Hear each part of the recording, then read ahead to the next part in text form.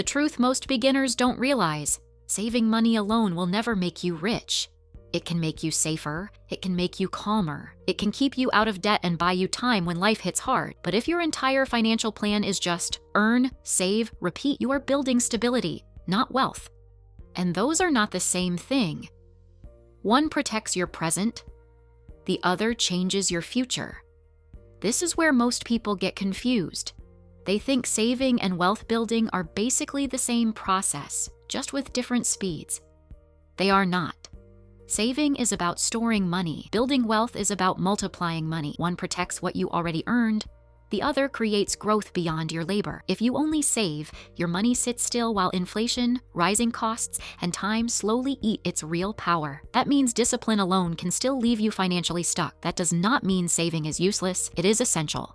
Emergency funds matter, cash reserves matter, short-term stability matters, but savings are a foundation, not the full building. Nobody becomes wealthy because their money sat politely in a low-yield account for 20 years. Wealth comes when money starts working instead of only waiting, and beginners need to hear that early, because a lot of people spend years mastering defense while never learning offense. Hey, I'm Kira. By the end of this video, you will understand why saving alone caps your financial future, what actually creates wealth instead, the biggest trap beginners fall into when they confuse security with progress, and how to move from saver mode into builder mode without doing anything reckless. Because the goal is not to shame saving. The goal is to put saving in its proper place. Let's start with the core problem. Savings grow linearly. Wealth usually grows exponentially. If you save $100, then another 100, then another, the growth is limited to what you put in. It depends almost entirely on your effort. But when money is invested into productive assets, it can begin generating returns on top of returns. That is where the game changes. You stop relying only on your own labor and start using capital as a second worker. And second workers do not get tired, emotional, or distracted. This is why income alone does not create wealth, and neither does saving alone. If your money never leaves the storage phase, it never enters the multiplication phase. You are preserving value, maybe, but you are not creating serious expansion. And in the long run, serious expansion is what separates someone who is careful from someone who becomes financially free. A careful life can still be financially cramped if capital never gets deployed. Then there is inflation. Even if you save consistently, money that sits in cash usually loses purchasing power over time unless the yield keeps up. So beginners often feel virtuous because their account balance is rising, while the real value of that money is rising much more slowly, or not at all. This is one of the cruelest illusions in personal finance. The number gets bigger. The buying power does not keep up. And because the account balance looks healthy, people often mistake visual growth for real progress. This is the trap. People confuse not losing money with making progress. Those are not the same thing. Avoiding disaster is important, but if your plan never moves beyond defense, your financial life stays permanently limited by what you can personally earn and personally not spend. That is a very fragile ceiling. Wealth requires offense, not reckless offense. Smart offense, deliberate offense, the kind built on systems, ownership, and time. So what actually makes people rich? Ownership, productive assets, businesses, stocks, real estate with real cash flow, equity in things that grow, produce, and compound. The wealthy do not just save more money than everyone else. They own more things that make money. That is a completely different model. The average person works for money. Wealthy systems make money work too. And once that second engine turns on, the whole financial picture changes. And this is where beginners often panic. They hear that and think the message is, stop saving and start gambling. No, the message is sequence. First, save enough to create stability. Then direct your surplus into assets. Savings are your safety layer. Assets are your growth layer. You need both. But if you never graduate from the first layer, you never access the second. And if you stay trapped in the first layer too long, safety starts becoming stagnation. Think of it like this. Saving money is like collecting seeds. Important, necessary, smart. But if you only store the seeds in jars and never plant them, you do not get a harvest. You just get a very organized shelf. A lot of people have shelf energy in their finances. They are proud of accumulation, but they never cross into cultivation. Wealth begins when stored potential becomes productive. That is the difference between having money and having a money system. Another reason saving alone fails is that there is a natural limit to how much most people can cut. You can budget better, you can reduce waste, you can simplify your life. All good. But eventually, there is a floor. You cannot shrink your way to serious wealth forever. At some point, the answer must become growth, not just restraint. That is where investing, ownership, and cash-generating assets enter the picture. Frugality can create the surplus, but only assets can multiply it. This is also why so many savers stay stuck emotionally. They become excellent at control, but weak at deployment.